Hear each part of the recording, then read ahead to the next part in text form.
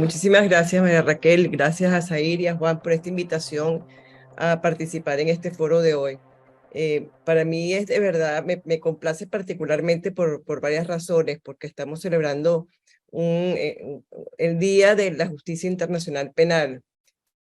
Se cumplen 25 años de la firma del Estatuto de Roma, pero es el día en el que celebramos que sí puede existir una justicia internacional penal. Y me complace por varias razones. La primera de ellas es que gracias a esos hombres y mujeres que tuvieron el sueño, ese sueño de construir este hecho que estamos celebrando hoy, pues los perpetradores que han cometido crímenes de lesa humanidad en Venezuela están a las puertas de una investigación. O sea, sin ellos, esa investigación que se está llevando a cabo en Venezuela, esa investigación aún siendo preliminar que se está llevando a cabo en Venezuela, no existiría. Y por eso yo me siento particularmente complacida de que estas personas hayan tenido ese empuje.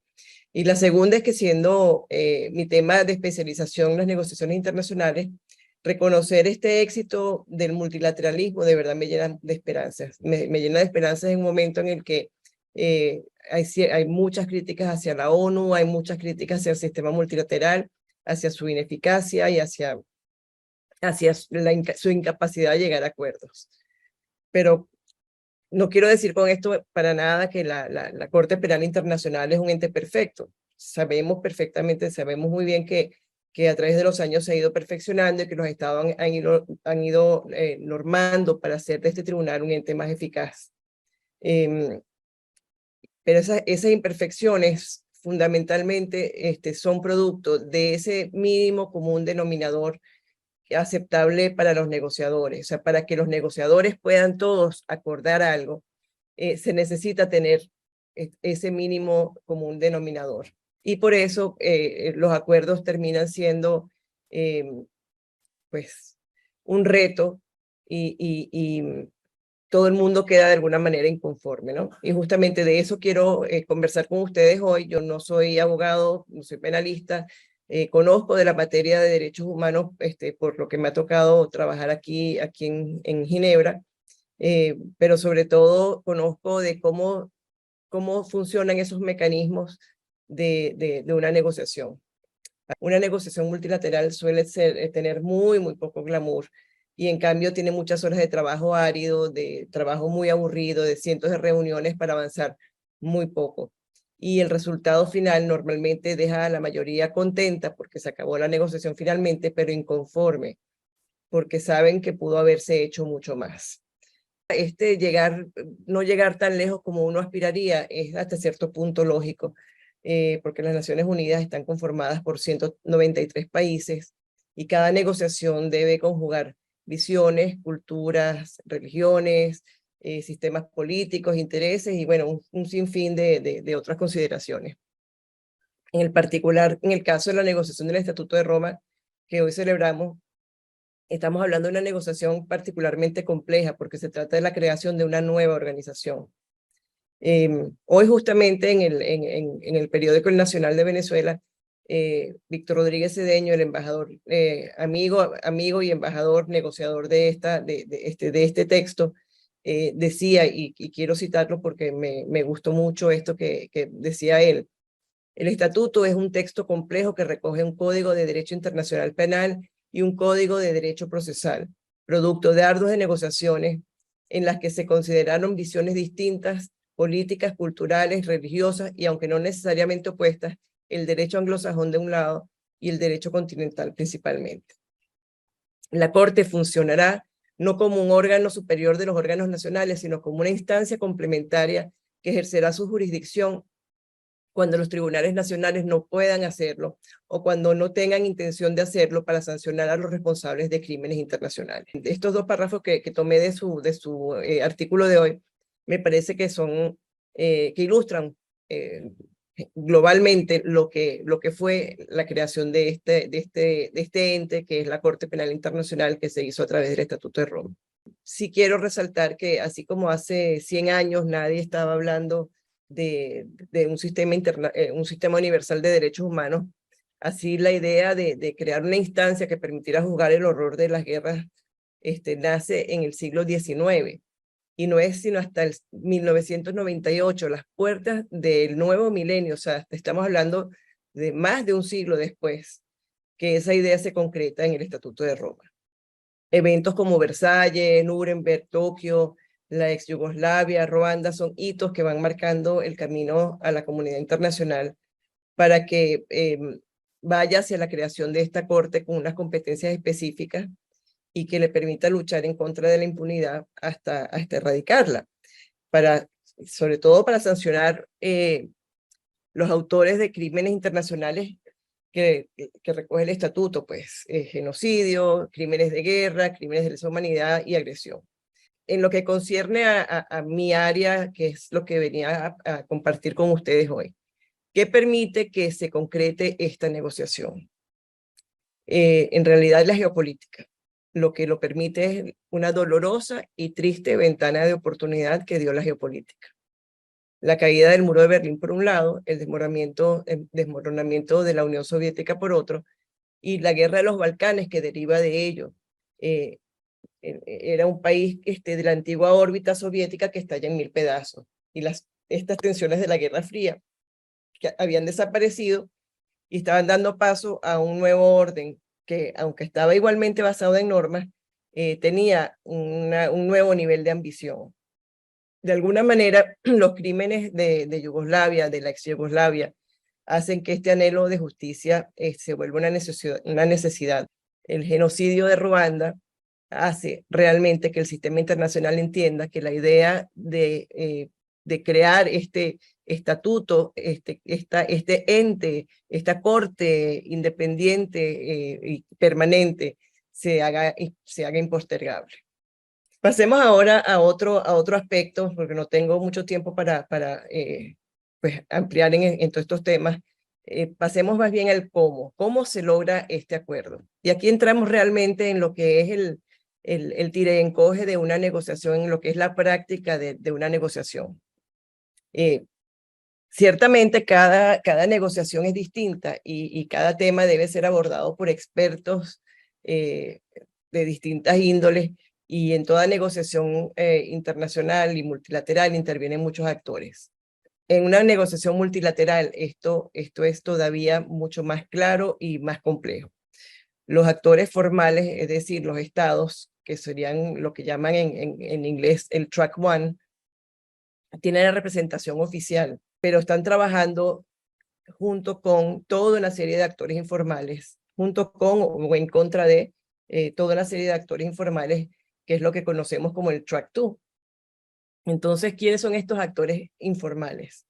Bueno, en el caso del estatuto y de la corte, el proceso arranca con hombres de Estado en el siglo XIX, por cierto, uno de ellos, Henri Dunant, el creador de la Cruz Roja, un personaje muy reconocido aquí en Suiza. Y luego, bueno, esto se va desarrollando como un tema académico hasta que la sociedad civil organizada le da un impulso decisivo a partir de la Segunda Guerra Mundial y de la creación de la ONU. O sea, estamos viendo cómo nace fundamentalmente en la academia, es la conceptualización, es el razonamiento hacia dónde debe llegar. Y los activistas, la sociedad civil, es la que empieza a empujar para que esto suceda. Luego ya en el terreno de la negociación como tal, pues asociaciones internacionales de abogados, grupos de víctimas, organizaciones de derechos humanos, organizaciones humanitarias, los medios de comunicación, los grupos de presión de la industria, por ejemplo, los grupos, hoy están muy de moda, pues los grupos mercenarios, empresas vendedores de armas, todos intervienen para impulsar la negociación o para bloquearla o desviarla o complejizarla. La propia Secretaría de la ONU es un gran actor informal.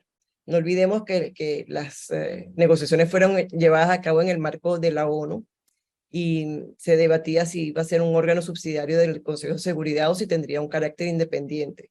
Y las secretarías, todas, en todas las organizaciones internacionales, juegan un papel, a pesar de que su rol es un rol de apoyo que debe ser técnico y de logística fundamentalmente.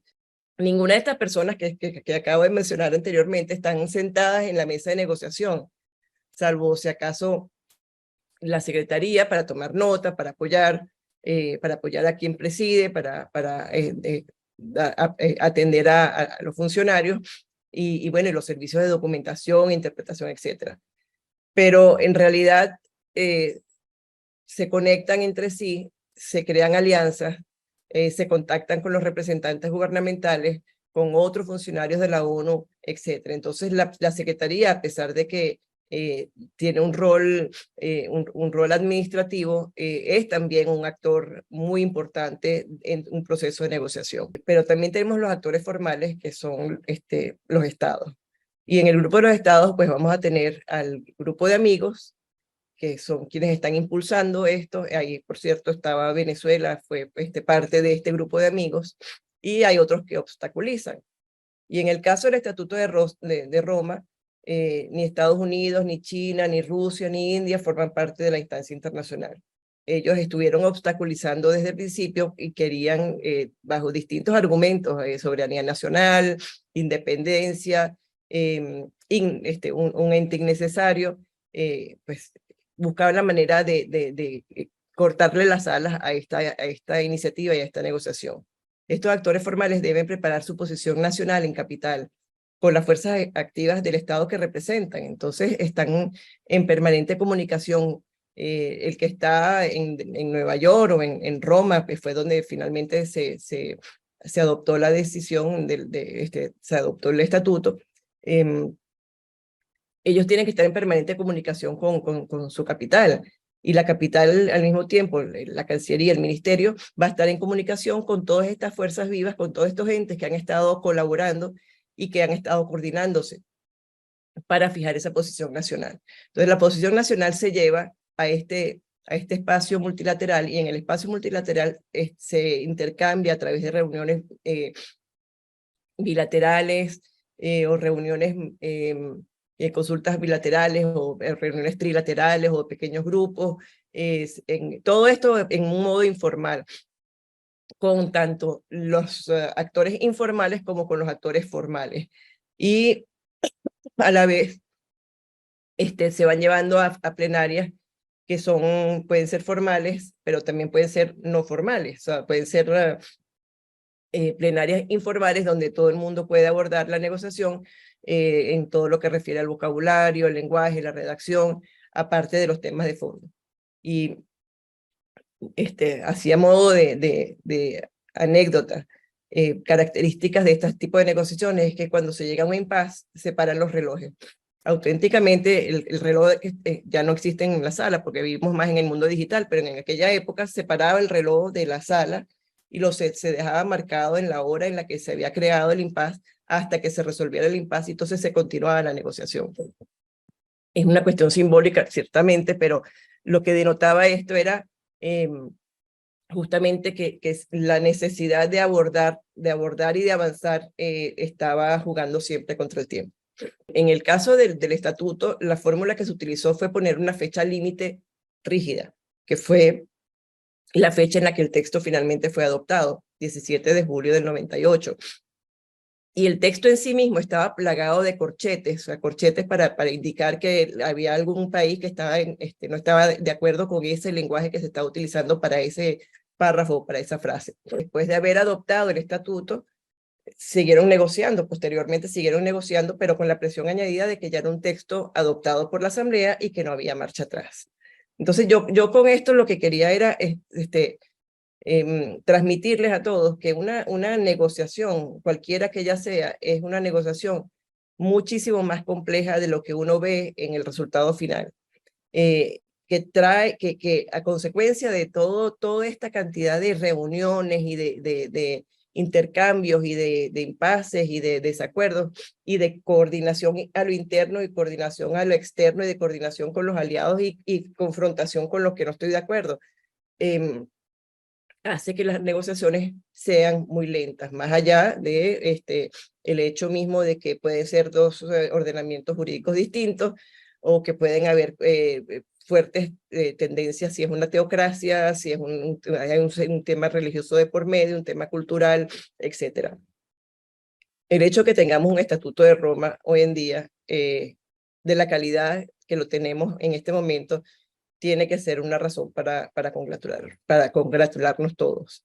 Y bueno, esperar y contribuir a seguirlo mejorando y a hacerlo mucho más eficaz y mucho más practicable para que llegue realmente a cumplir con su objetivo primario, que era erradicar totalmente del mundo esos crímenes horrendos que, como dice el preámbulo, atentan contra la imaginación de cada uno de nosotros.